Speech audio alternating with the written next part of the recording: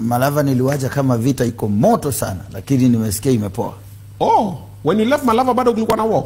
Yeah, nilitoka huko vita kama imewaka. Sasa iliwaka mpaka saa zile walitangaza yule mkora ndio vita ikaisha. Oh. Alitangazwa kama punduki zimeambiwa returning officer, tangaza sasa. Tangaza.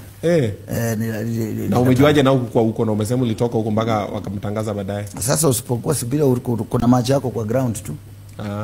Mpaka upaki na macho kwa ground ya kuangalia nini inaendelea. Okay. Hata certificate yangu ilikuwa imeandikwa imesainiwa, ikaambiwa imepotea, wakaandika nyingine ya huyo sasa.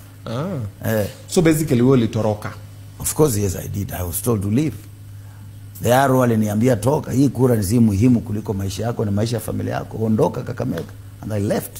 Katoroka. Yeah. So you're normally based in Nairobi ama you're based in Kakamega? Kazi niko Nairobi, ofisi yangu kuu iko Nairobi. Okay. Lakini hata tukiongea nilikuwa area hii tu. Niliona vitu yako nilikuwa area hii tu. Kazi mimi nafanya kazi hapa Nairobi, niko na ofisi hapa Nairobi. Okay. Ofisi ya chama yangu kuu iko Nairobi hapa, makao makuu. Okay. Yeah. So